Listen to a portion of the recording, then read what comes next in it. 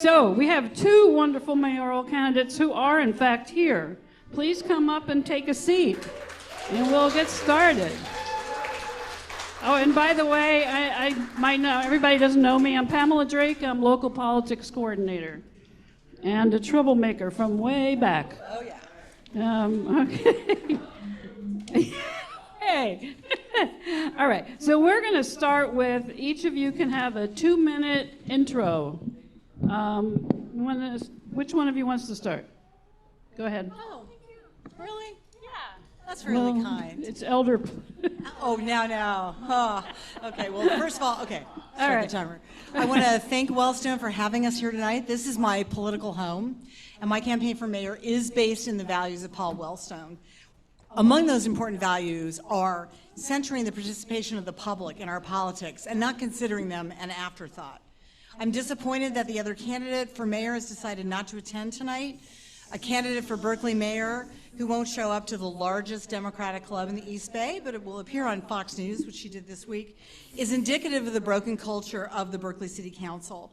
This broken culture includes being shrouded in silence on important questions. Not that we all have to agree, but we've stopped discussing things for real.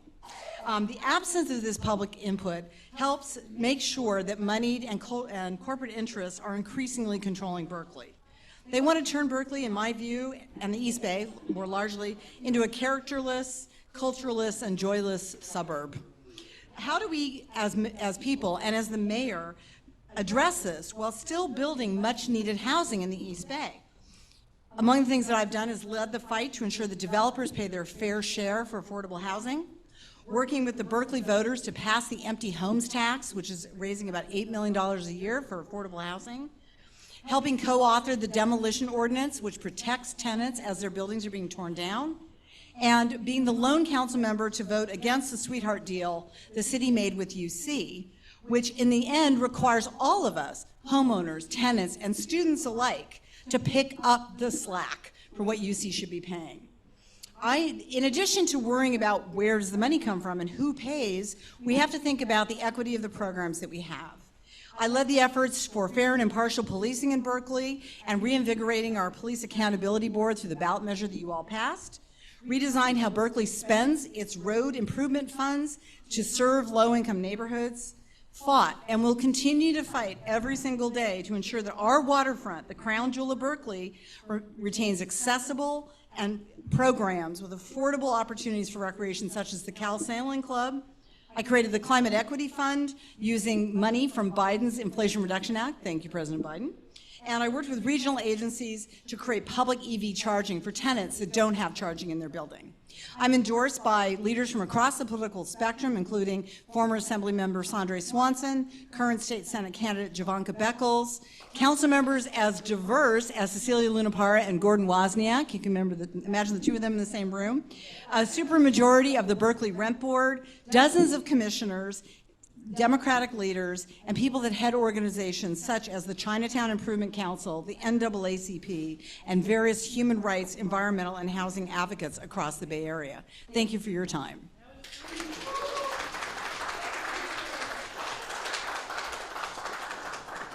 Hi, everyone. Good evening. Can you hear me okay? Closer. Is that better? Okay. All right. My name is Adina Ishi. Good evening, everyone. It's so nice to meet you. Thank you for having me here. I know this is Kate's home, so I appreciate you inviting me warmly. And, I know that many of you don't know who I am, so I want to start by just kind of introducing myself and telling you a little bit more about myself. I'm someone who's the granddaughter of Japanese Americans who were incarcerated during World War II. This was a big part of my upbringing and my story, and a reason why I'm someone who really advocates for racial justice and social justice. It's really something that's cemented my values. I'm running for this seat because Berkeley needs a leader who can unite people around common sense solutions. I've lived in Berkeley for nearly half my life, and I've been a leader here in this community. As a student organizer at Berkeley City College and UC Berkeley, I advocated for more civic engagement, fought for education equity, and fought against the budget cuts to education. I was the youngest and first woman of color to be elected president of the League of Women Voters of Berkeley, Albany, Emeryville. Thank you. In 100 years, we had never had a woman of color elected, and Berkeley still has not had a mayor who is a woman of color or a person that is Asian. So I would be the first. As a community organizer and advocate, I've worked on local policy measures for the last decade and served as a commissioner on the Soda Tax Commission. I've personally experienced many of the issues that we are facing here in the city of Berkeley, and I bring those personal experiences and compassion with me to the issues that I care about. My priority issues are housing and homelessness, public safety, and infrastructure. These are all key to the success of our city, and I think many issues that we share in common. We've passed some great plans in the city, and I think that what we really need to be focusing on is doing better on our implementation. It's great that we passed these plans. It's one of the things that makes Berkeley who it is and who we are, and at the same time, we need to make sure we actually see things through all the way. That's why we need new leadership and a fresh way of doing things. So, knowing that this is Kate's home, I'd like to ask this club for a second place endorsement. This is a ranked choice voting election, and so voters will be asked to rank the candidates. So today I'm asking to be your second place. If you want to find more out about my campaign,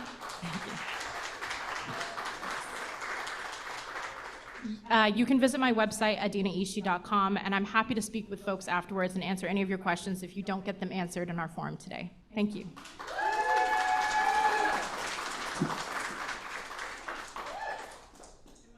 Am I on? Yes. Okay. All right. I'm gonna start with yes or no questions. And when I say yes or no questions, I'm not asking for a sentence or two. I'm asking for yes or no. Okay? We can do That's it. all you need to do. And then the other ones will get more time to go through all your theories of how the world works. Okay. The first one, now I can't find it. Okay. Are you participating in the public financing program this election? Adina? Yes. Kate? Yes, absolutely. Extra word. Get a demerit. Okay. Do you support a call for ceasefire by the city of Berkeley? Kate first. Yes.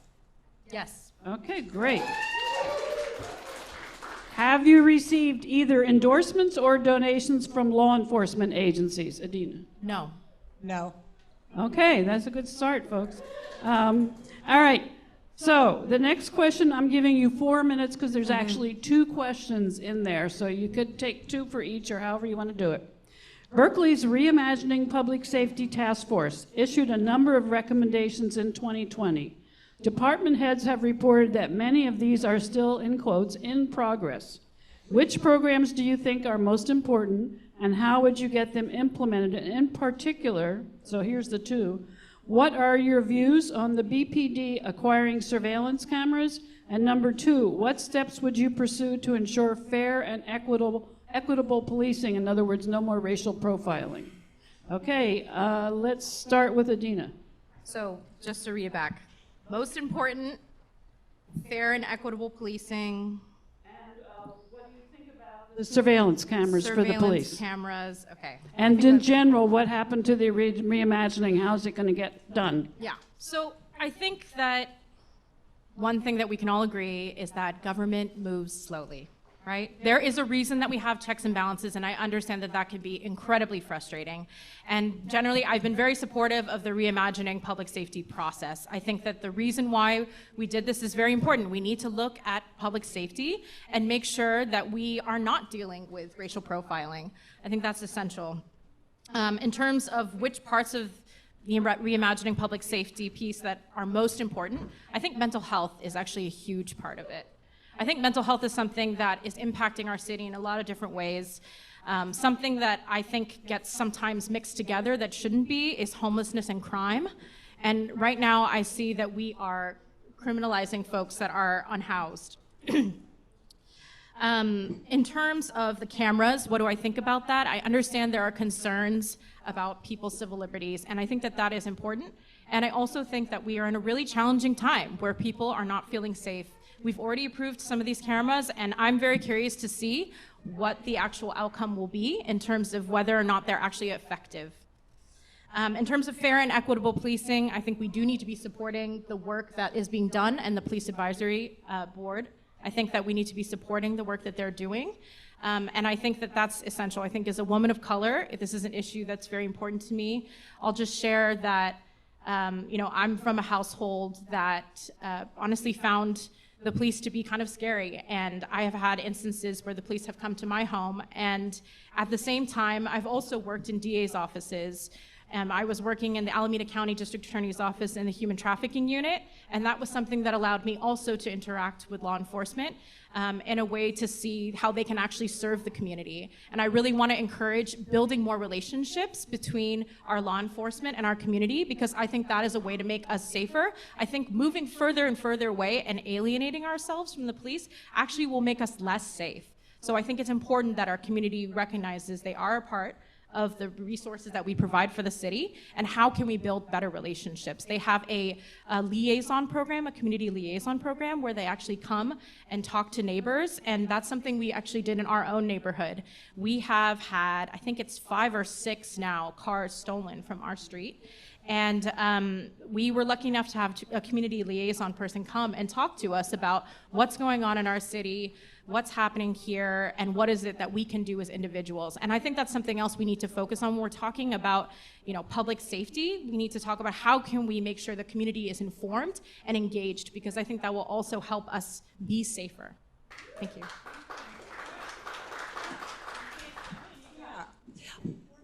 Yes. First of all, I served on the mayor's task force on fair and impartial policing, but prior to that, I worked with the ACLU on what was known as COINTELPRO. Many of you remember this program from the 70s that investigated civil rights leaders. I worked with the court system in California for over 20 years on programs to improve access to justice, and I've worked in systems that look at how this justice system affects people, including the Center for the Study of Race, Crime, and Social Policy in Oakland. So while it's all true what Adina said, what matters is when the rubber hits the road, what side do you fall on? A few examples of the work that I've done. One is the work that we did on limiting probation and parole stops for people that were unnecessary and had no basis in criminal activities. So in other words, our police are allowed in California, one of only 4 states that allows this, to stop people and simply ask, are you on probation or parole, and then investigate you and search your car. This happened to a man actually at the Ashby Flea Market in front of his family. We stopped that in Berkeley. We said no to that. That was a hard fight on the council. We had council members saying, but what if the person were a sex offender? What if this? What if that? We have to stand with basic principles about these things and not vary from that. And it's that kind of leadership and strength that is really needed in City Hall. Other examples, thank you, Zippy. Other examples include the work that we did on reducing the number of unnecessary stops. There are a lot of things our police do in Berkeley that they don't need to do, and I don't really think it's their fault. They've been assigned everything under the sun because they're the only people that work 24/7. So for example, they respond to noisy student parties. They respond to mental health crises. They responded even during COVID to mask violations. These are not jobs they should be doing. And what does it really mean when they do that? That's time that they are not spending dealing with real crime. In an example on our street, we had somebody that was intoxicated in front of our house.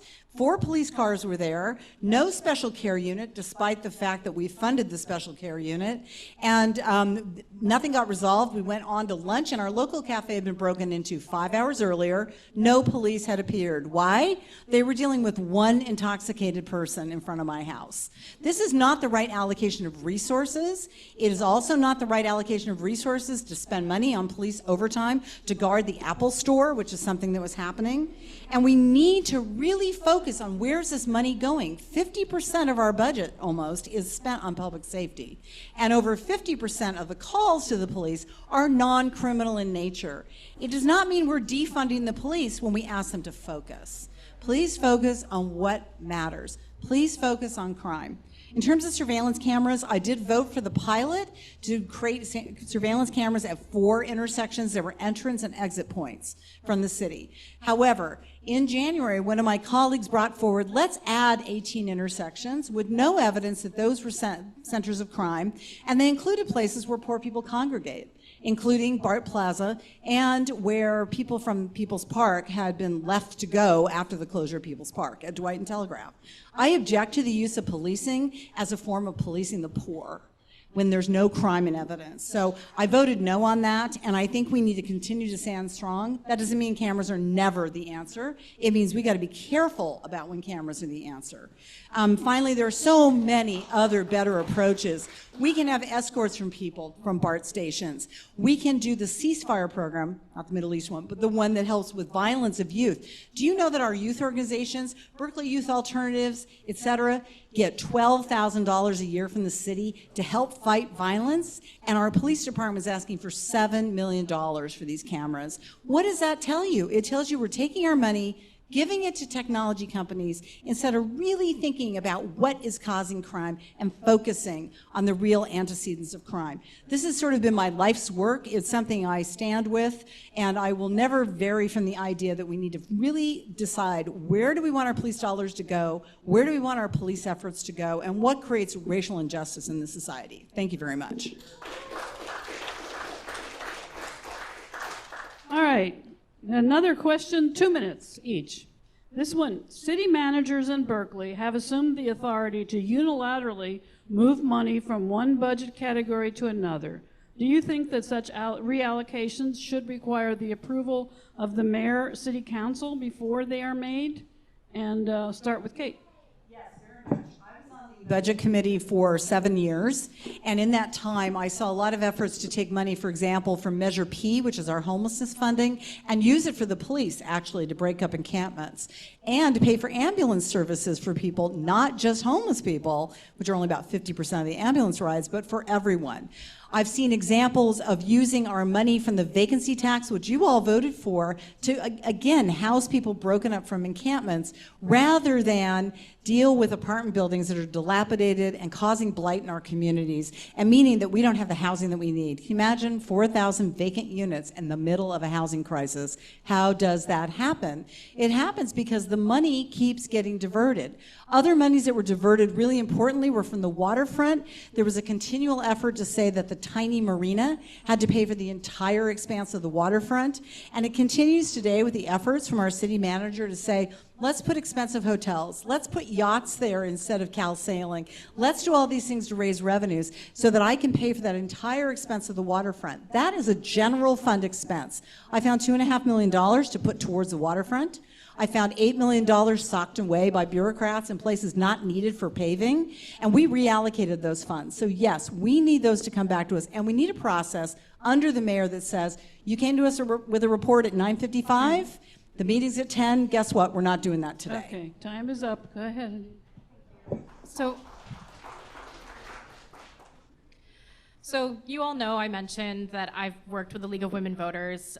What I didn't get to say is that I've been involved with the League of Women Voters for over 13 years. As I said, I was president of the local league, but I was also vice president of the state league as well.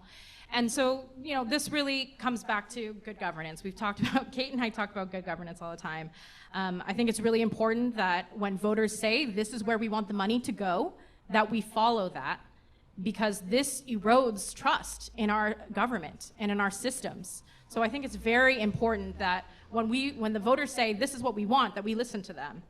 As someone who was on the Soda Tax Commission, I know that this money went into the general fund, and at the same time, when we were running this election, we promised voters, we said, this is gonna go to the cooking and gardening program. So if you didn't know, that's what funds our cooking and gardening programs in the city of Berkeley. And we said this is going to go towards diseases and things that will that are basically impacted by sugar-sweetened beverages. And we needed to make sure that that money was going where we said it was going to go. And at the same time, when the commission said, hey, how much money is actually coming in from this tax, it was very difficult to get that information. That should not be how it is. I think that that is a serious issue. And at the same time, I also want to say we don't want to constrain the city manager so much that they can't move things slightly. If there's a little bit that needs to go from one to another and it's related, it's actually relevant, I think that that's important. So having, making sure that we are listening to the voters' will, and at the same time that we are also not putting too many restrictions on the city manager. Okay. So now what we're going to do is we're going to have questions from the audience that's here and also on Zoom. So I will go for one here, and then I'm going to get on Zoom so I can look at the questions there. Zippy had her hand up first. Thank you, Pam.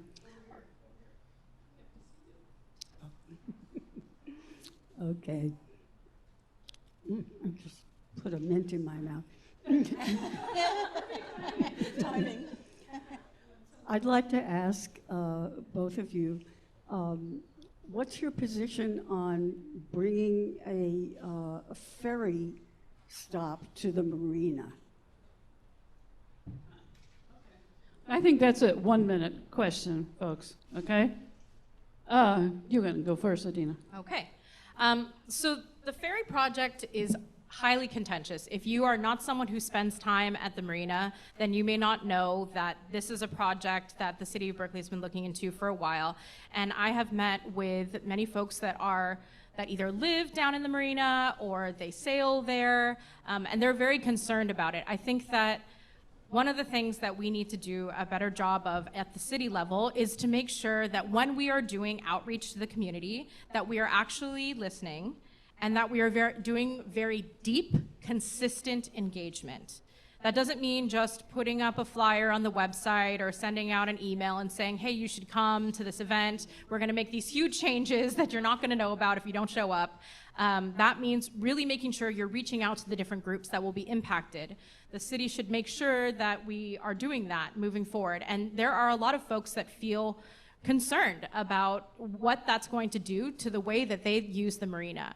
And so I think that there's a lot of work to be done to rebuild the trust with the community so that we can move forward if we are going to do this project.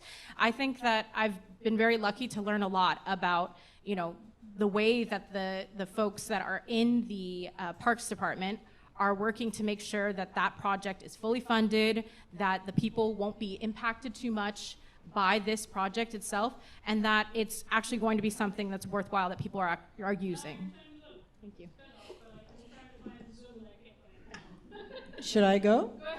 All right. I actually don't think we should go ahead with the ferry project. I think it's a colossal waste of money. We are spending an enormous amount of state money. We're also going to create huge traffic impacts. Here we are at the brink of trying to figure out how to get people out of their cars, and we know what's going to happen with the ferry. It's going to be kiss and drop. I mean, there's a lot of discussion about taking the bus and riding bikes. Maybe some people will do that recreationally, but for daily commuters, I don't believe that's going to happen. I also am upset that the WIDA Ferry Institute or organization is indicating that they are going to pay practically nothing towards this project, and that we should just trust them and accept that we're going to make money on this deal. We are not going to make money. We need to know how they're going to deal with people coming to the marina. We need to know how it's going to work for the existing recreational uses. Do we really want to lose all the wonderful things that go on down at the marina for the sake of something that's speculative? This is very similar to the idea of moving Cal Sailing to get in 2 large yachts because it might make us money. How do we even know people are going to want to put their yachts there? So I feel there's a lack of even market analysis of what could be working, and beyond that, it doesn't fit with my values to have a natural space like the marina, which we are so lucky to have, be used for natural purposes. I want it to be people that walk, people that bird watch, people that park their car and eat a sandwich, construction workers, people that just come down there and boat. Time's up. Thank you. The people. Okay. I got one from Zoom, and then I'll ask another one from the audience. How would you address, and this, I think this is 1 minute each. How would you address UC's keeping the landmark Anna Head complex vacant and in disrepair? Kate, you start. I think it's a travesty what's happened with both that and People's Park, but not because I don't want to see housing at People's Park.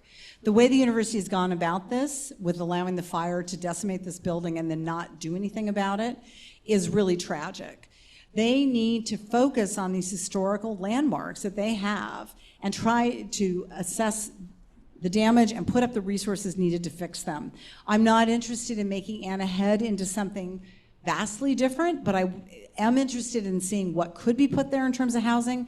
But the point is, at this point, UC has allowed it to just sit there. We had demonstrations there, very well justified, and they have not done anything with this property, and that's just not acceptable. They create a lot of blight in our community, and we need to hold them to task for that. Thank you. Yeah, so you see keeping Anahead complex vacant.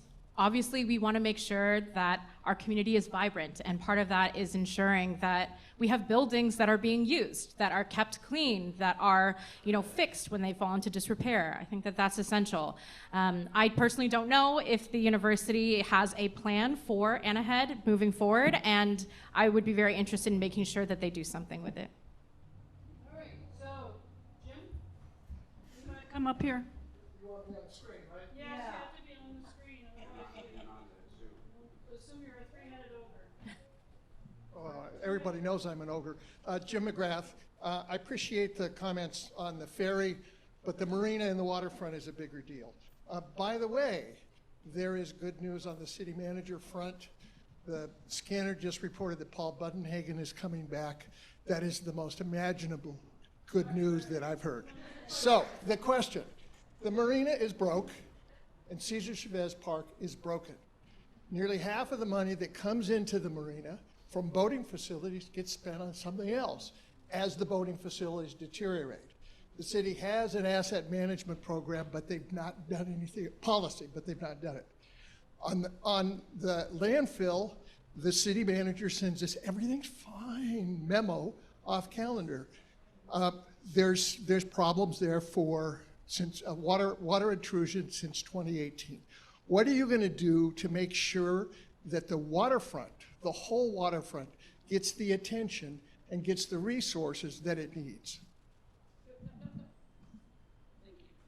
How about 2 minutes each? That sounds like a good long question.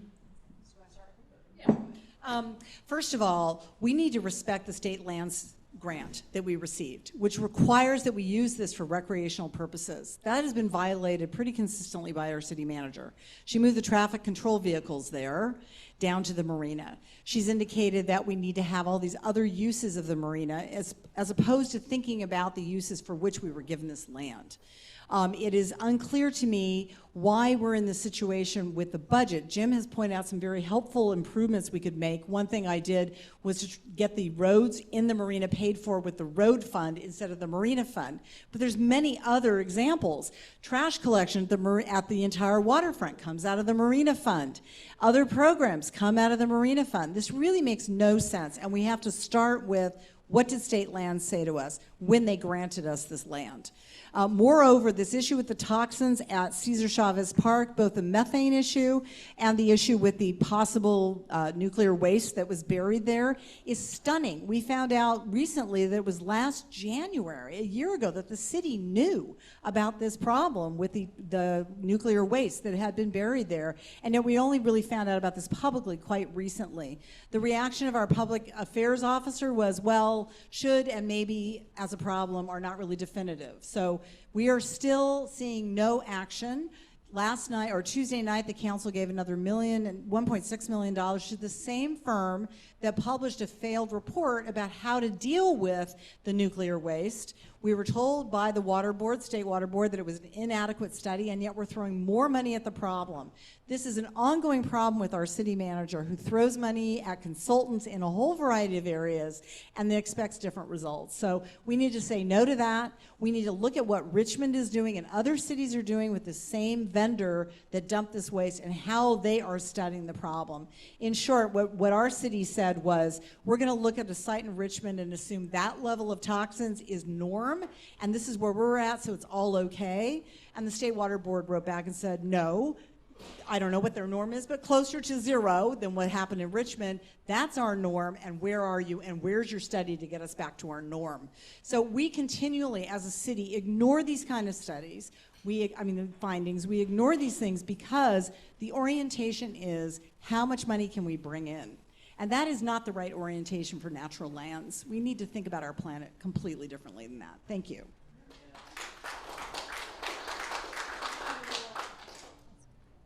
Thank you, Jim, for the question. I appreciate it. As I have spoken with you about, my family and I use the marina. We have 3 dogs, and my daughter and I take the dogs there quite regularly. So you can imagine I was pretty mortified when I saw the Berkeley side article about the methane gas, various wastes that are contaminating that space there. Cesar Chavez Park is very important to our city, not only as a recreational space, but also a historic space as well.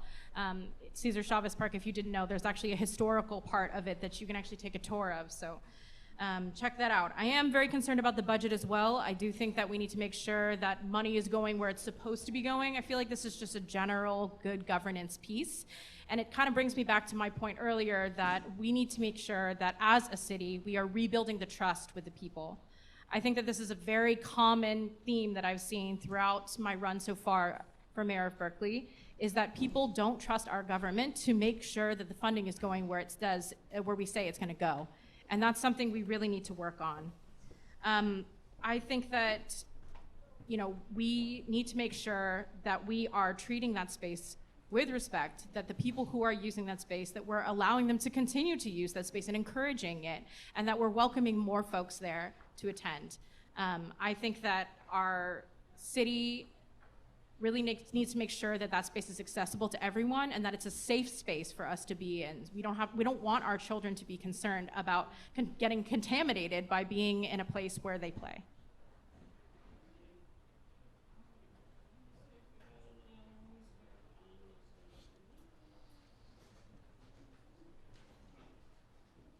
Do you see any on Zoom, Tom? Yeah, there's one from Cecilia Lunapara. Okay, read it. There's one in the audience here. Can somebody with their Zoom on go to the, or you want me to try to say it, or you can repeat it? I'll repeat it, yeah, and then we'll have one from the audience. Okay. Had you been mayor, how would you have responded to the university's arrest of nonviolent Palestine protesters at Anahead last week and mutual aid requests to nearby police departments? Okay, I think people didn't hear it out there. Had you been mayor, there was an arrest last week at the Anahead Center, it was, and what was the part? It was nonviolent pro-Palestine protesters. How would you have responded? Let's start with Kate. Last December, I worked with Cecilia to pass a measure, put forward a measure that would restrict the UC using what's called less lethal means. And what that really means are things that are extremely dangerous. We know that tear gas is a weapon of war and has been outlawed. We see UC using these paint bombs, all sorts of weapons that we have not allowed in Berkeley under legislation that I, in fact, wrote, limiting them. So I asked UC to use those same policies. In fact, what they did at People's Park and what they've done at Anahead is say, we're not going to go along with that. And we, as a city, are saying, well, that's okay. We're not doing mutual aid. What we're really doing is protecting the city. So when this happened at People's Park and the barriers went up, we sent police to guard Dwight and Telegraph, for example, and said, it's not about People's Park. We're guarding the city. And why did we do that? Because we have very strong mutual aid requirements that say, if you are asking us to be a mutual aid, our policies about not using these less lethal weapons are what apply. So UC rejected us as having mutual aid authority, did not accept our policies, and then in fact we spent hundreds of thousands of dollars guarding these streets near People's Park, and we're doing the same thing with Anahead. We need to move ahead with the measure that was put forward by myself and Cecilia, which was sent into abeyance to the Public Safety Committee in December. There were never hearings about this, and then the mayor canceled all of the policy committees, so we could never have a hearing about this. We need to stand with the philosophy that we had many years ago when we've continued, which is that we protect our residents. Students are not UC visitors or city visitors from less lethal so-called weaponry, and to make sure that our policies apply anywhere in the city of Berkeley.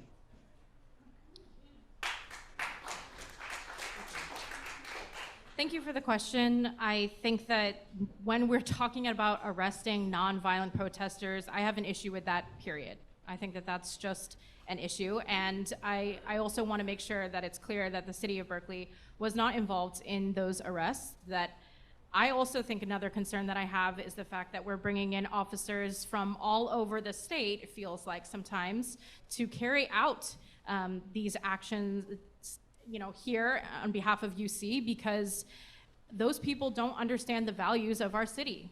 They aren't there to protect our people. They don't understand that we don't want to, beat up protesters, that we don't want to use that kind of violence in our community. And that is a concern that I have, that we are bringing folks in from all over, and those aren't folks that we trained. Those aren't folks that understand our values, and that's really an issue that I take with it. Okay, Rivka, you had a question?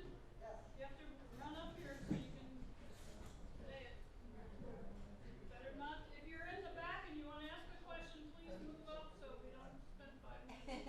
This is not the Golden Globes, folks. Where's your gown? Okay, so two things that happen in terms of moving forward with reimagining public safety were, one, we had a text scandal of racist, anti-homeless texting among downtown Berkeley bike patrol officers.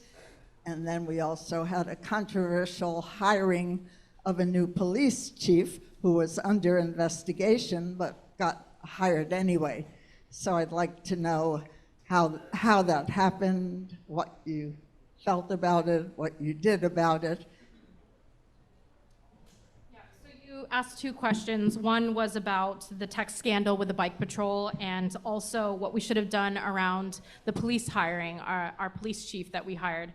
So I want to start with that second piece first. The League of Women Voters actually did write a letter to ask the city council to wait, to listen to the people, because they had asked that until this whole scandal was actually investigated, that they didn't want the police chief to be hired. And I understand that, and I also supported that letter.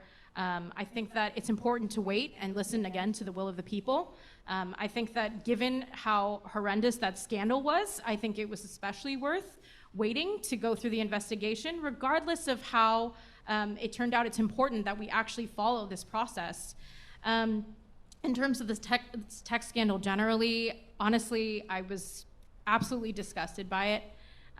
It is incredibly disturbing when the people who are supposed to be protecting our city are speaking disparagingly, being racist, anti-homeless in their own messages to each other. That is very clearly not aligned with the values in our city, and it is something that I find absolutely abhorrent. I have seen lots of scandals, with police, and I think that we need to go back to, looking at, again, who are we hiring?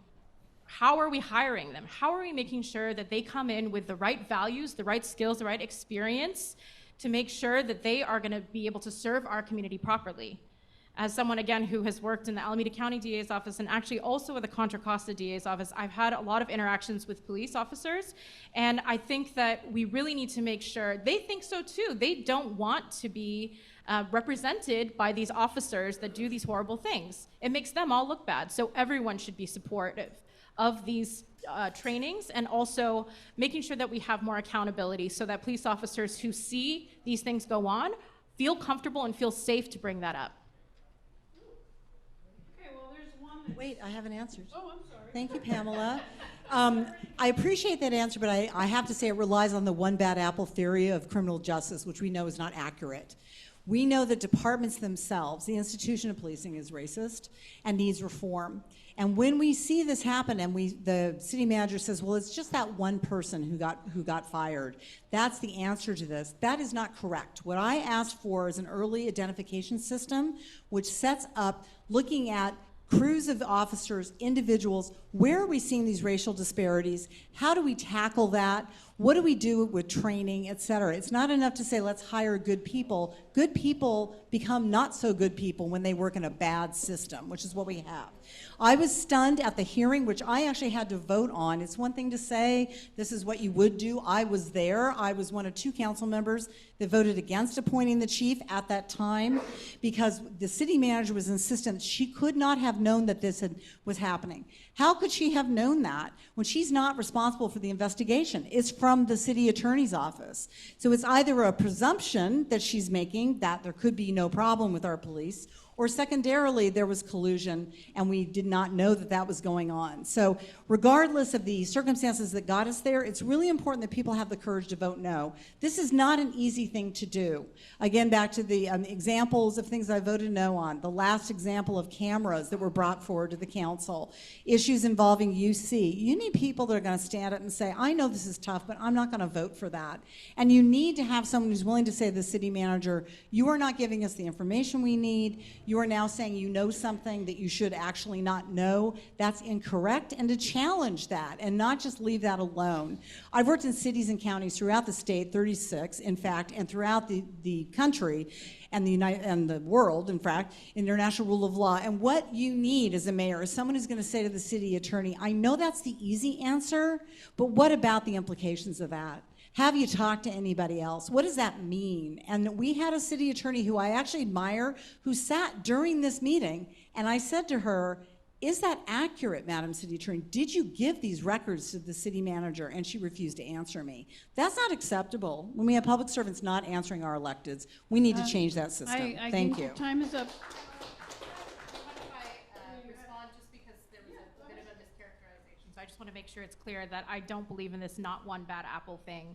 I just want to make sure it's clear that I'm talking about structural changes. So I was talking about how we hire people, training, and also accountability. Those are structural changes. So I just want to make sure that's clear about my position. I'd like a chance to respond also to questions, but I was not Oh, given that no, you opportunity. can both Thank do you. that. Just ask me. And by the way, one bad apple, guys, it doesn't mean that. Read the rest of it. Spoils the whole bunch. Yes, So it as does. soon as you have one Yes, it bad does. cop, you have lots of bad cops. So let's remember that. It's not that simple. Okay. Come on.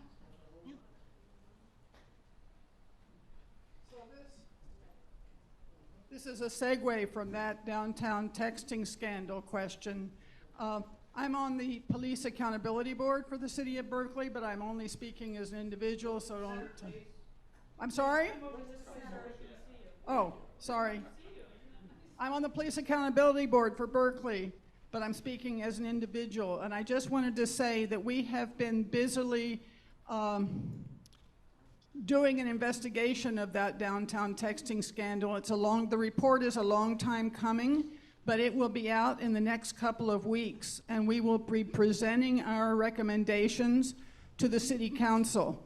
And so my question here is, because it has been frustrating on the Police Accountability Board that the city council ignores the board's recommendations time after time after time, my question is, when we present our recommendations to city council having to do with this texting scandal, and recommendations will be about the police department as well as recommendations for council, what will you do to take these recommendations more seriously than have been taken in the past? All right, 2 minutes. Go ahead, Adina first, and then Kate. And then if you guys want to rebut? Oh, you want to go first? Okay. Happy to start with that. First of all, we need a charter change. Really, I think the charter amendment was a good start, but we need a change that says, unless the council turns down a policy recommendation from the board by 2/3, that we are bound to accept it. What's happening currently is your recommendations come to us, they sit on the desk of the city manager, it takes forever to write a companion report, and then they get to us at the last minute and we're told, don't worry, you should just, go ahead with what administration thinks. We have this Police Accountability Board, which is a charter agency. It needs to have its own lawyer. It needs to have subpoena powers, which is something that has been fought by the city manager and our police department. It needs to have the respect of the council. We appoint all of you collectively for a reason, because we've all appointed you. It's not like you're my appointee. You are the appointee of the entire council. So changing that perspective, this is not like another commission, and although I love all of our commissions, I would say this is very different. It's a charter agency. It's akin to an ombudsperson agency that I set up in Eastern Europe, which has to have legal authority to actually carry out its functions. We need to change the charter also to allow you to have more authority in these investigations and in the findings, and finally, recommendations of discipline. That does not mean that you will always carry the day, but the situation right now is that your body, when it brings forward a recommendation of discipline, has not once not once been upheld by the city manager, not once. And that seems impossible to me that that could be true. These changes need to go in through a charter amendment. In the meantime, we need to stand for the charter we wrote. We need to demand the subpoena powers that are in there. We need to demand the independent counsel be declared. The city attorney has the authority to say, I have a conflict. And we need to work through the issues of things like anonymous complaints and complaints by board members. The idea that somehow a homeless person who's beat up by an officer will render a complaint, send in a complaint is pretty ridiculous. And we've been fought by our union. It says it can only be the person who was affected. That's not likely to happen when someone's been damaged. We need to have recipient witnesses, PAB members, and others be able to file complaints. So there's many pieces that need to be fixed here. Thank you for your question. Yeah, thank you for your question, and thank you also for your service. I think that, just to comment on something that you said about, Kate said about, people who have been hurt by police are not likely to bring forward a complaint.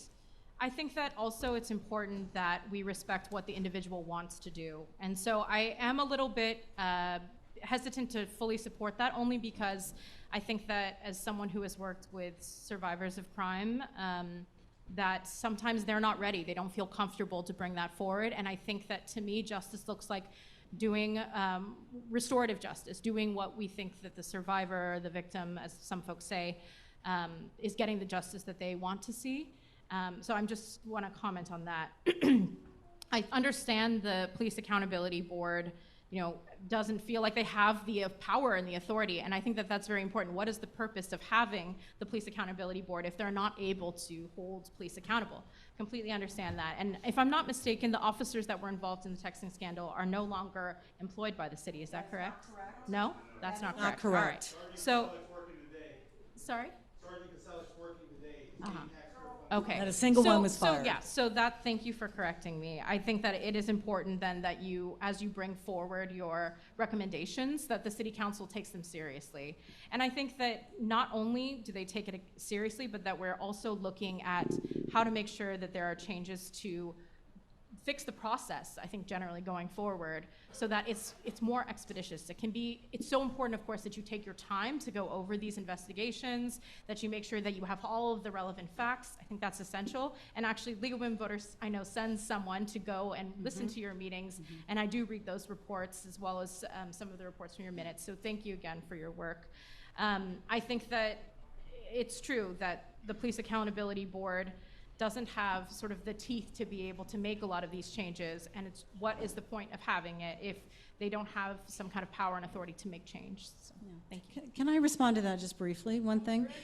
Yes, in terms of victims, we know for years we said, well, if a domestic violence victim doesn't come forward, we're going to respect that. I have real issues with that, and I want us to be very careful when we look at whether someone's willing to bring a complaint to understand why that is. So that would be my only addition to that. Thank you. Sorry, so can I also, so as a survivor of domestic violence, I just want to say that was not my decision to press charges against the person that committed domestic violence against me. And I will say that that was a personal decision, because what happens when you put things through the court is that people actually have to show up, and they have to talk to investigators, and they have to continue to relive that trauma over and over again. And so that's why I just want to make sure it's clear why I was saying I think we need to be thoughtful. I have a couple of quick questions. I love living in the Bay Area because of clubs like the Wellstone Club and the ability to network with people like you, people who care, people who want to make a difference, and people who do make a difference locally and globally. So I can't understand why any progressive would want housing on People's Park, which is a global symbol of international people's power, and it's Berkeley's most famous landmark, and there are plenty of other places in the neighborhood where housing would be appropriate. So that's a question. That's a question. Yeah. And then the commissions. We need more commissions, not fewer, because that's volunteers. Sorry, so your question is, do we support housing on People's Park? Is that what your question is? And why? So I will tell you, yeah. So I will say that I do support building on People's Park. I understand that our history is incredibly important, and I know that this is a very fraught issue here in this club, and that I think most of you probably don't support housing on People's Park, but I'll tell you why I do. So as a student, I am someone who struggled with housing insecurity. As I mentioned, I'm a survivor of domestic violence. It left me in limbo in my housing, and it was very challenging for me as a student to be able to find a place that I could be. There weren't enough shelters for folks who are survivors of domestic violence and places that I felt safe in. And so, I ended up in limbo. And I have seen that the university drastically needs to increase its housing, and it means not only the space at People's Park, but all of the different spaces that they are currently planning on building on for housing. And then I understand that that's controversial, and also I don't want to see folks be unhoused. The other piece of this is, of course, the permanent supportive housing piece of it. And I know that folks are concerned about, are they actually going to put permanent supportive housing? But it's up to us to make sure that that happens. So if that's what we want to see, we need to make sure that we are holding the university accountable to make sure that they do that.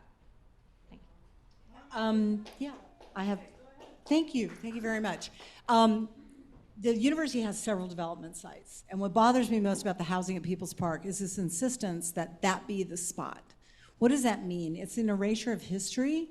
It's a sense of, we want to do that first so we prove we can. So I don't know, if we were down to the 8th site and that was it, and maybe we desperately needed housing, I think my concern is the chancellor's insistence that that be the place. When we have a parking garage at Channing that has never been built on, I mean, what would Judy Collins say about this, right? We paved Paradise, and then we didn't build on a parking lot. There's something wrong with the way the university approached this issue. In addition to that, the permanent supportive housing cannot be built there, to be clear, because the university tore down the trees without getting approval under NEPA, the National Environmental Protection Act, and because they did that, RCD, which was the housing provider, had to pull out. So we are not looking at a situation where we can willfully say, let's go ahead and build this housing. It's going to be tough. They're going to have to get other sources of funding other than the federal tax credits. So I'm very disturbed by the way the university's approached this entire thing. I had a meeting with the chancellor where she facilely said to me, well, our chief now is the same chief that was at the Capitol on January 6th. And I said to her, are you telling me that People's Park objectors are the same as insurrectionists against the US government? That is unacceptable. So there's a kind of corporate mentality with UC that we really need to fight. The other thing I want to say about UC is they master lease our buildings in Berkeley, and when they do that, they take them off the tax rolls. So we're adding students, which I think is a good, but as we do that, we're losing money because they're not building on the Channing garage. They're renting a building that we're losing. I think these properties are valued at about $800 million a year that they're master leasing. We are losing that property tax. So we as taxpayers, which includes tenants, students, and everybody else, are paying more and getting less. And people like students are not being served, and their housing costs are ridiculous. So I would say university is not serving its own students, and I don't think we should do that on the back of the park. Thank you very much. After this, I did see one kind of question on Zoom. So the Berkeley City Council finds itself from time to time dealing with AC Transit and BART. And I'd like to know how you understand the power relationships between the BART board and the City Council, the AC Transit board and the City Council, and how decisions are made. State law said that BART had the authority to build on their BART stations. We could have objected at the initial point to say that the housing there should be a town center, which is what they have in Walnut Creek. Instead, they defined it as a city center, which to me is more like the Embarcadero. So the initial definition was wrong. I still want the housing at BART. I think that parking lot is not needed in the size that it is. We need more housing, but we did not need what they decided to put there. The relationship was not established correctly from the very beginning because this agreement that we had on development standards essentially gave all the power to BART. So we have a kind of a weak sister relationship with them. I think we could have done more. Other cities have done more. El Cerrito, for example, is getting a library, a big community benefit out of their station. But the real thing I wish we had focused on more than anything else is demanding coordination with AC Transit.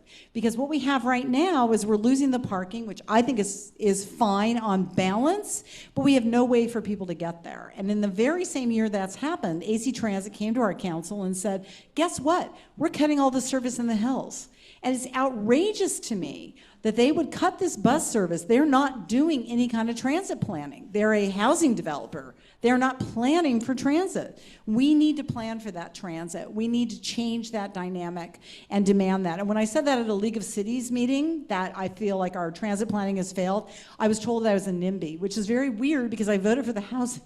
It's not about the housing, it's about the lack of transit planning, which is the biggest issue we have in Berkeley as far as I can tell at this moment. We're doing well on housing, but we haven't figured out that piece of the puzzle. Thank you.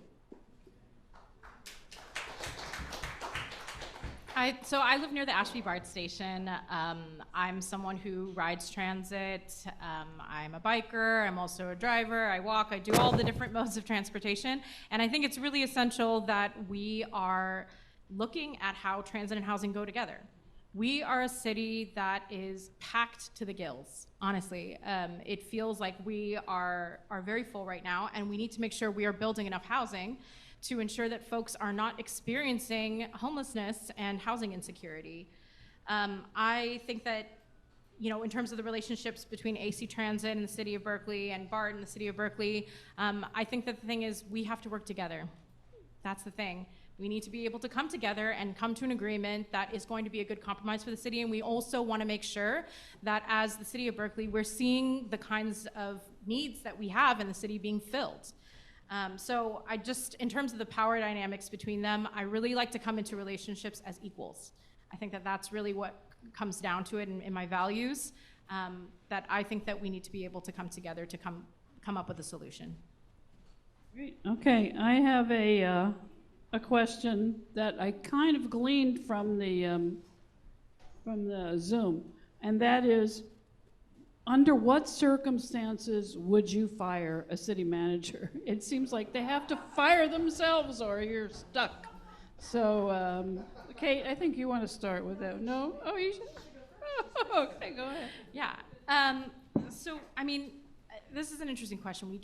Our city manager just stepped down in July, so I'm not really sure, if this question is necessarily relevant right now. I think clearly, if there's a dereliction of duty, if they're breaking the law, there are a lot of instances in which we should fire our city manager.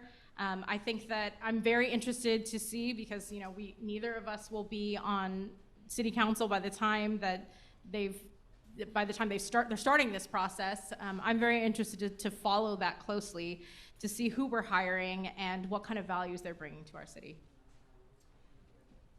Having worked in so many places on the relationship between the legislative and executive branch, this is incredibly important to me.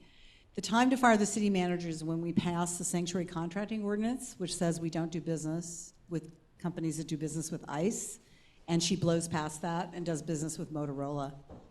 The time to fire the city manager is when we pass policies about our eviction moratorium and she ignores it.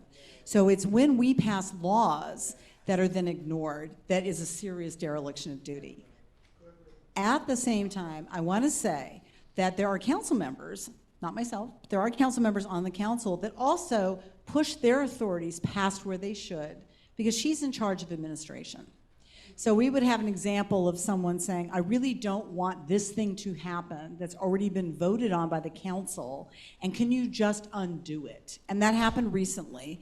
And the answer to that is no. And I want to give her due respect for saying, no, I can't do that, and bringing it to a vote.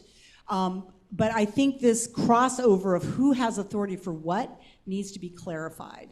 The very first meeting I had, where we had a retreat with the city manager, she put up a chart with, here's what you do, here's what we do in administration. And on her side of the chart was the budget, and that is not right.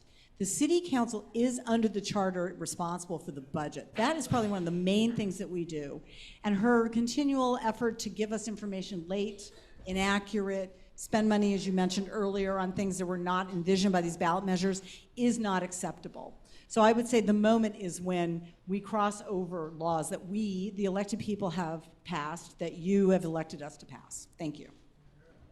I'm going to ask one more yes and no, and then you can have 1 minute closing.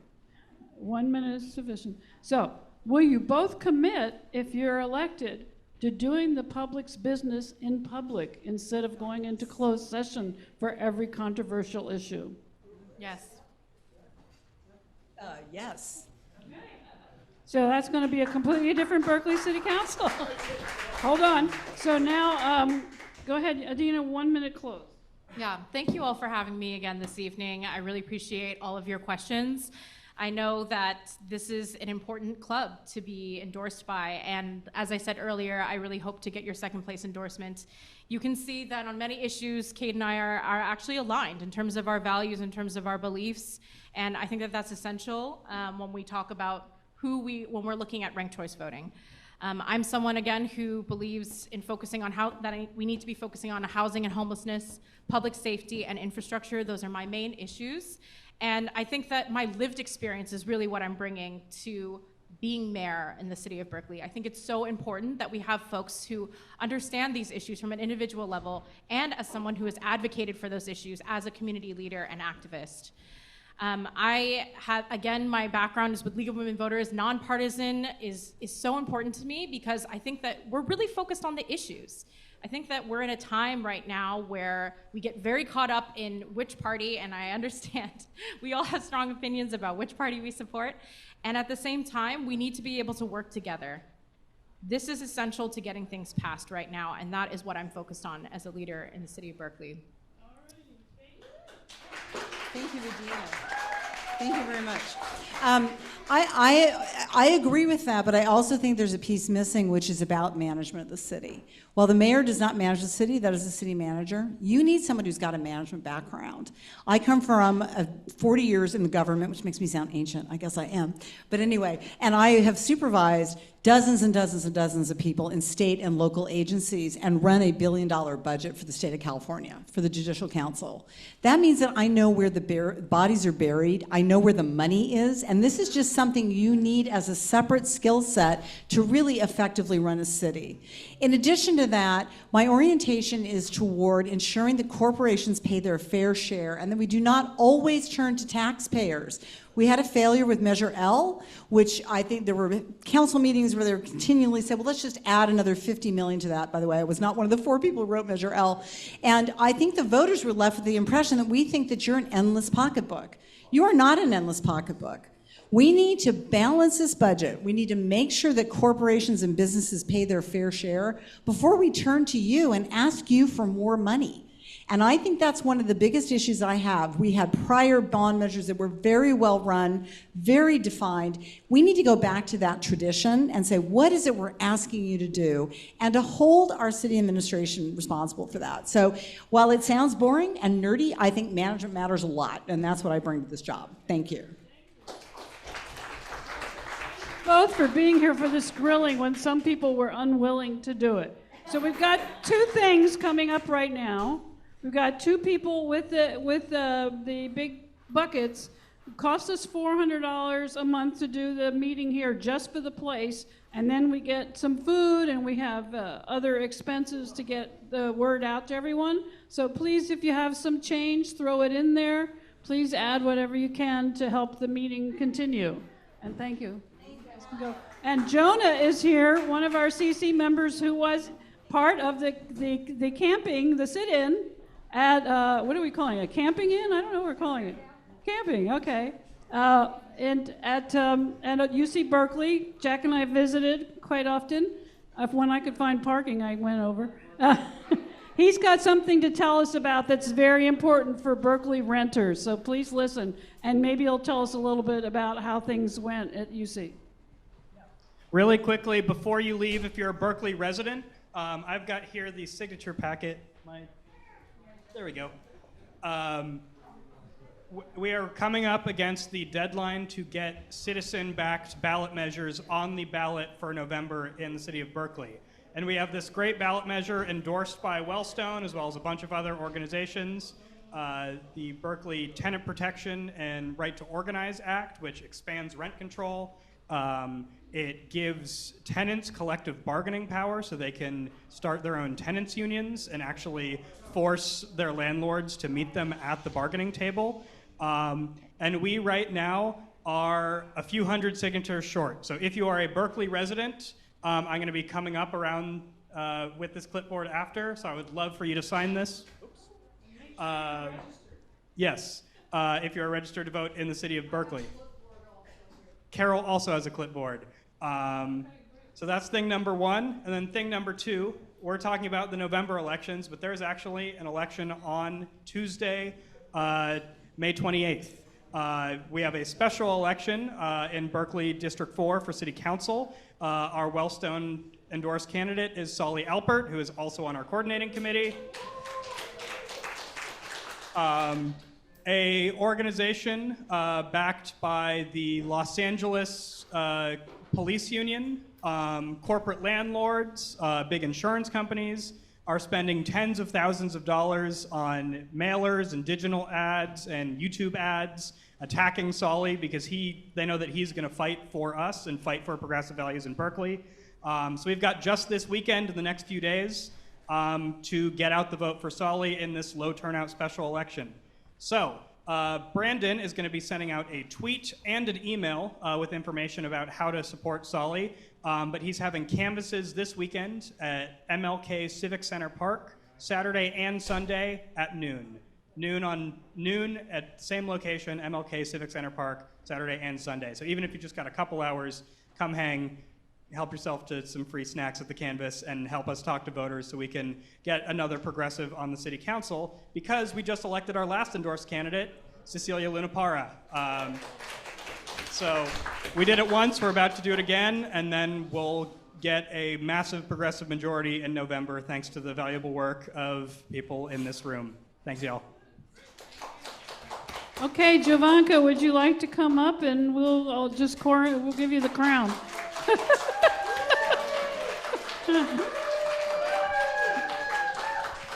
Raise your hand if I should come up to you with this right now. Just keep your hand up. Amazing. Okay, you can pick whichever microphone you'd like. If you want to be as far away since you wear a mask, that'd be great. And we've got all these questions that we were hoping to get a certain person to give us his, and he decided it was too much for him, whatever. Okay, I shouldn't say that. I do not know the circumstances. But no, I'll keep my mouth shut. I don't want to get us in trouble. It'll be that rare time. Okay, let's go ahead with a 1 minute opener if you'd like to just do 2 minutes. Yeah, you could have 2 minutes. We got time. He's not here. Wonderful. Good evening, Wellstone Club. Thank you so much for this opportunity to get a chance to come together and hear my words. So, of the two, my name is Jovanka Beckel, she, her pronouns. Of the two candidates in this race, I would say that I've done the most to reduce crime through a holistic approach, addressing the root causes of crime, by raising the minimum wage, by funding the Office of Neighborhood Safety, by passing the first Ban the Box ordinance that allows formerly incarcerated individuals to obtain employment, by increasing the quality of life for residents through the first rent control policy in California, the first one in 30 years at the time, made Richmond a sanctuary city, helped police accountable, restored bus lines, provided workers with appreciation pay. And the third thing that I believe that I've done the most out of the two of us in this race is that I did the most to address climate change. As a Richmond City Council member, I banned the box, I banned plastic bags, we banned plastic utensils, we banned weed killers, we held Chevron accountable, sued them, and taxed the heck out of them. And I did this because of what distinguishes me from my opponent. One, I had a 30-year career in the mental health profession. I'm not a career politician, but a working class community servant, and activist. The other thing that distinguishes me from my opponent is I am a corporate-free candidate, always have been, always will be. As you know, my opponent is corporate funded. And then the third thing that distinguishes me from my opponent is that I am not afraid to stand up for what's right. I am not afraid to be on the right side of history by calling for a ceasefire. All right? We can stop there, sure. I was just going to talk about who has endorsed me, but I'm going to tell you the best one, the first one, and one of the biggest one, Senator Bernie Sanders.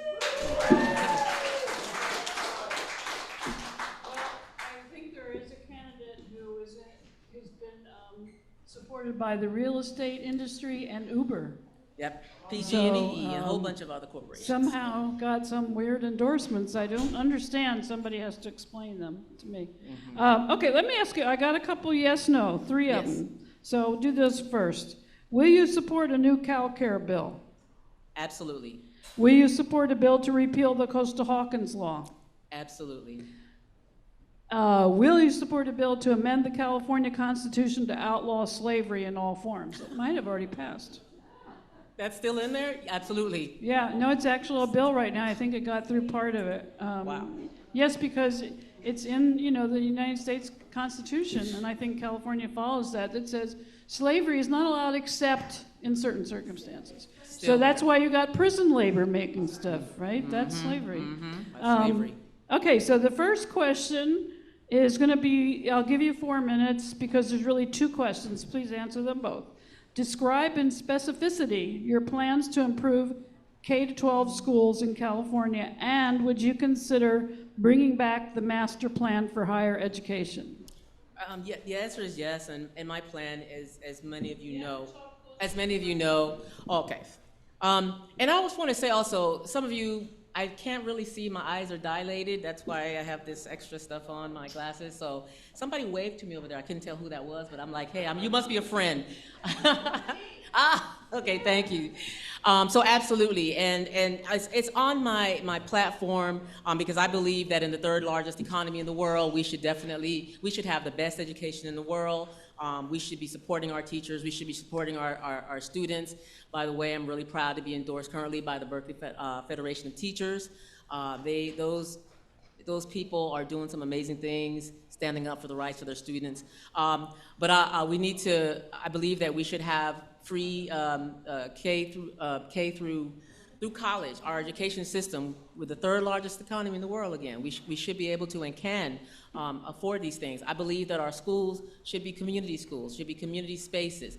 I believe that our schools should be having community-oriented education, that everything that a student needs to thrive should be available right there on campus. That means mental health services. I'm a wraparound facilitator, so all the schools should have wraparound facilitators there. We should have nurses, we should have dentists, we should have everything that a child needs to thrive. One of the things that I've seen that really that diminishes students' ability to learn is so many absences because of different things, mental health appointments, for dental, physical appointments, and if students had these things on the school property, then that would definitely reduce the amount of absenteeism as well as the parents' ability to get off work to be able to get them. I believe that we should. I'm proud of my tenure on the Richmond City Council. One of the things that I did, along with my very progressive corporate-free colleagues, was we voted for a moratorium on charter schools. And so I believe that we can do that as well at the state level, that we can have a moratorium on new charters. So there's lots more ways, creative ways that we can support our school systems, but know that I'd definitely be a fierce advocate for that. Okay, I've got another one on education, actually. I first want to say, how many people in this room got through college due to the master plan in California for free? Okay, well, that's why I came here. Right, right. Okay. Right. Oh, yes, I know. The other one. No, there's another one I have here that we hadn't answered. And that is, how do the formulas for school funding, for K to 12 it's ADA, and there's something similar for community colleges, impact schools with high absenteeism, and would you advocate for a system which is more equitable in serving those schools? Yeah, we definitely need more equitable approaches to funding our schools, and I think for me, one of those things we shouldn't be funding our schools based on attendance, but actually we should be funding our schools based on enrollment. And many of you know, especially in communities of color, and some of the reasons why that I mentioned earlier, students have high absenteeisms, and so we shouldn't be funding our schools based on that. Based on that. So, I believe that there has to be a serious reorganization of our public school system, and I believe that the way to do that and go about that is through listening to parents, listening to community members, listening to teachers, and all of the school workers who, we need to be listening to the people on the front line, first and foremost. As people know, that means if schools where kids don't come often, they get less funding, and that's the schools where the kids need the most support. That's right. It's a crazy system. All right, that's no surprise. Another 2-minute one. Will you support SB 1031, or if it doesn't get through, another bill like that, which proposes the seamless public transit in the Bay Area, integrating public transit agencies into a single system? And how important is it to fund public transit? How would you make that happen? It's very important to fund public transit. I had the honor of being at the Sierra Club Awards the other day, and Nancy Skinner was the recipient of one of the awards that I'm actually really happy that I was able to earn myself. And one of the things that she said was that we really need to be sure that we are supporting transit candidates, interestingly, right?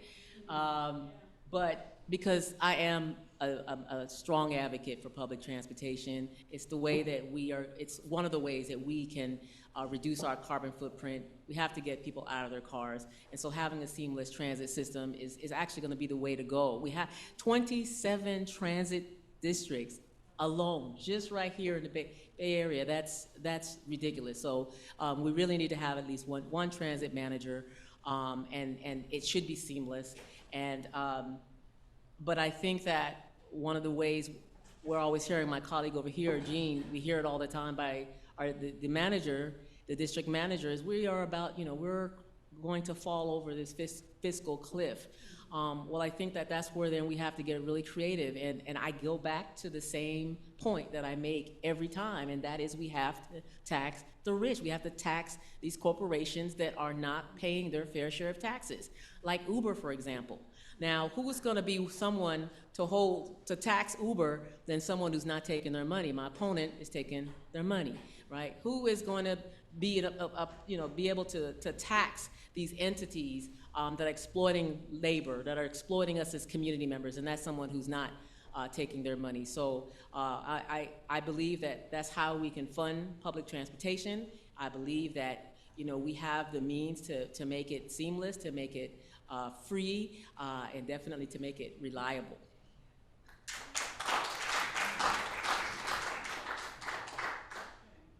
So, this question. There are a number of bills currently before the legislature to address retail theft, including some that would make changes to Prop 47. What is your position on Prop 47, and do you think any changes should be made to it? I get really confused. Would you remind me which 47 is the one that says you don't have to go to jail if you steal less than $450, but nothing to do with gangs of people stealing. Yeah, right. I really appreciate the effort that I did take a look at today, that the legislature is definitely looking at several different bills to address that. And so, but I believe that that we can do, I believe, what we did in Richmond, right? You have to address the root causes of crime. And and it's definitely not through a carceral system, right? The carceral system is not working. But what we realize is that if you address the root causes of crime, then people are not, going to commit them. People don't commit crimes because it's fun or they have nothing else to do. People often commit crimes because they have challenges with regard to shelter, challenges with regard to food, different things like that. So I believe that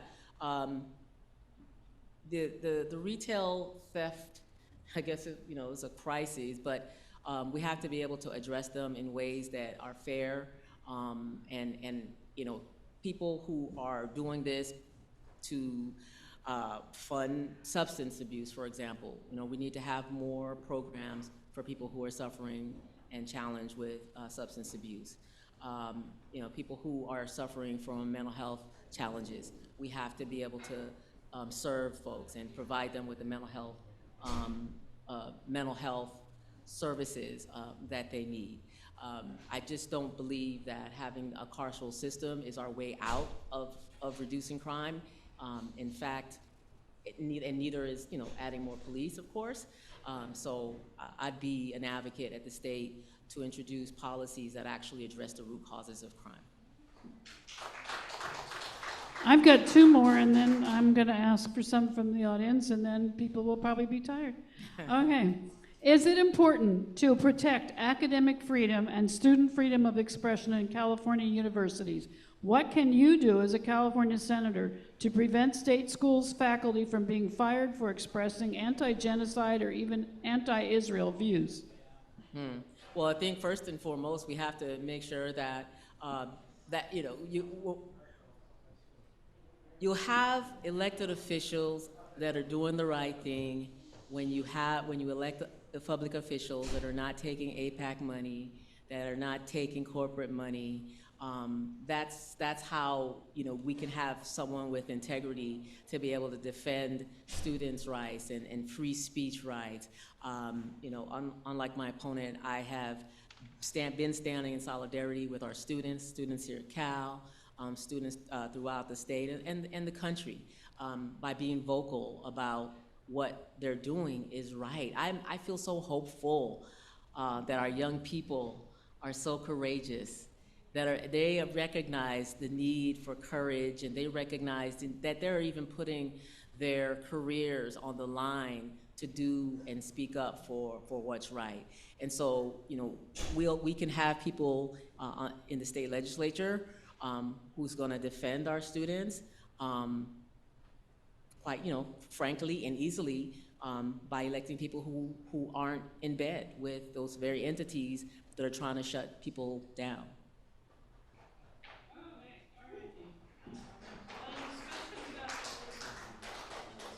Okay, I have one more question, and then I think, Margaret, you want to come up and be ready to ask yours? Okay, mine is, what can you do to rein in the PUC and the power of PG&E to constantly raise rates? And how will you protect the availability of solar power to renters and farmers? And have you received any donations from PG&E? Oh, absolutely not. Again, I am corporate free, unlike my opponent who is taking lots of money from PG&E, and so we can't trust that that's someone that's going to be able to that's going to hold them accountable. Absolutely not. And for those of you listening on Zoom, I do want to remind you, it's simple. You can go to the Secretary of State website, and you can see who is funding my opponent, and PG&E is definitely one of them. So I have signed pledges. I have stood in solidarity with organizations who are working to ensure that we're able to have solar powers on every building in California, schools, apartment buildings and such. Right now, that's a struggle. That's something that's not happening. But I believe that we can work with, which is how I operate. I believe it's important to work with the community because as an elected official, I never profess to have all the answers, but I do believe that together, collectively, we do have the answers, and when we work together, we can actually have the things, we can actually meet the goals and the challenges, and we can actually have those things that we want. And so if we want a future that's green, if we want a future that's sustainable, that's something that we have to work towards, is having more solar power and more green energy. From the audience? I think people are tired. Margot wanted to make a statement since she is also on the ballot for November, right? One of the top two for Assembly District 14? Okay. Margot, you want to come up and then I'll give it, why don't you actually do a 1-minute closer first, and then you can relax. Okay, good. Yay, Margot. Margot's a badass. Man. So yeah, in closing, you all, I don't have to tell you, you all know the significance of electing corporate fee candidates. You know that corporate influence in our democracy is a threat to our democracy, and it's our threat to our sustainability and our future. And so having a candidate, I'd be honored to have the endorsement of the club for that reason, because when we elect corporate free candidates, we can actually start to pass things that make a difference in our lives, like universal health care.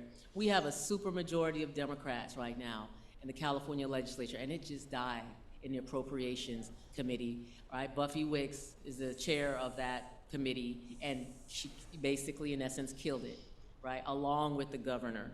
So we understand what it means and how serious it is for us to elect corporate fee candidates. Look at what's going on in Richmond. We have a supermajority of corporate fee candidates, elected officials, and look at Richmond. Richmond is thriving, our crime is down, people are feeling loved and hopeful. And I believe that the same thing can happen at the state, but it won't happen without your support. And so I'd be honored to have your support in changing things, right? Because we can't keep doing things the same. We can't keep electing the same type of people and expecting different, right? Something different. We have to elect people who are gonna stand for us and who actually give a damn about us. So thank you so much, y'all.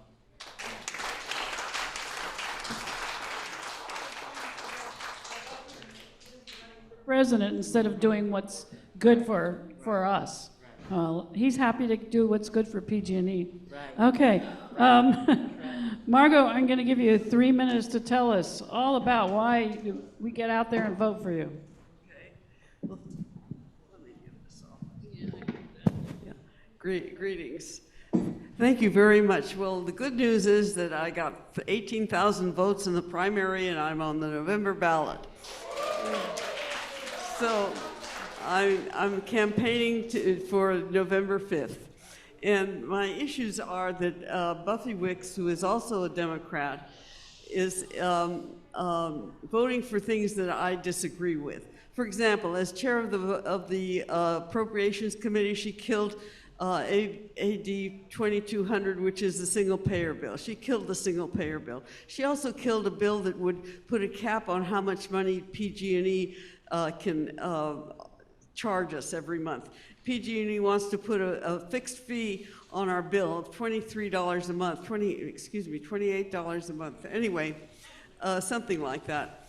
And there was a bill in the legislature that would have put a cap on how much they could raise it every year. And she killed it in the Appropriations Committee. So now we can look forward to having our bills raised every month for the next 100 years, I guess.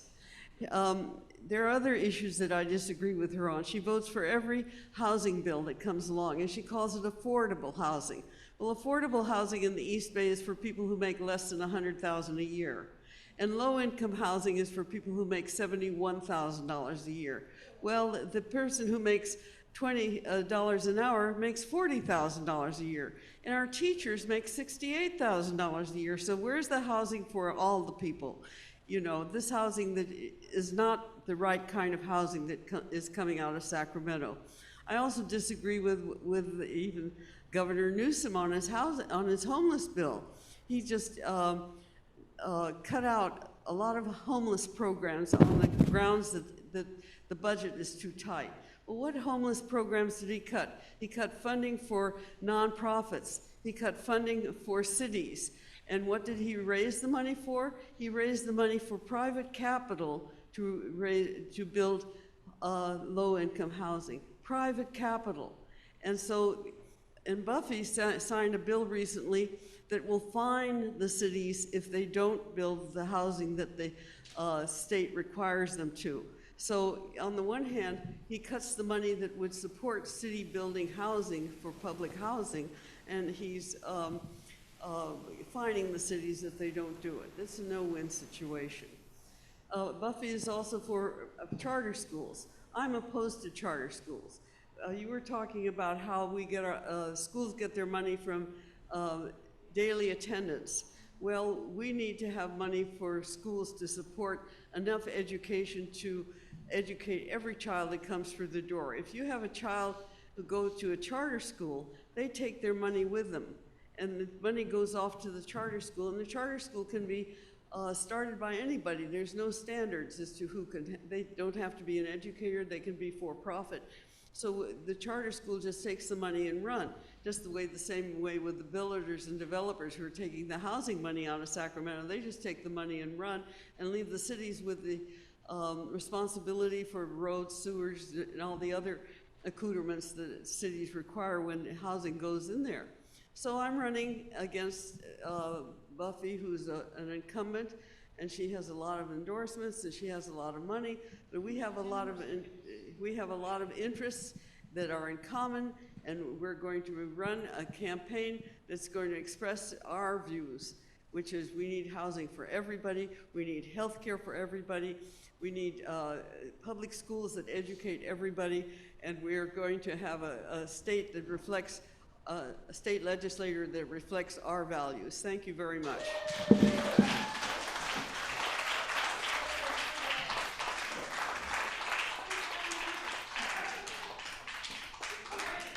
Okay, thank you all for coming and staying so long. And next time, get here earlier so you can have your dinner, and then move up front so you can ask the questions faster. We will, in June, we're going to be doing some early endorsements because our regular endorsements, the close of filing is August 9th. So in August, we'll be doing the majority of the rest of them. And in July, we're going to pick a time for a picnic. So be prepared to come to a picnic. Thank you all for being here. Help clean up, please.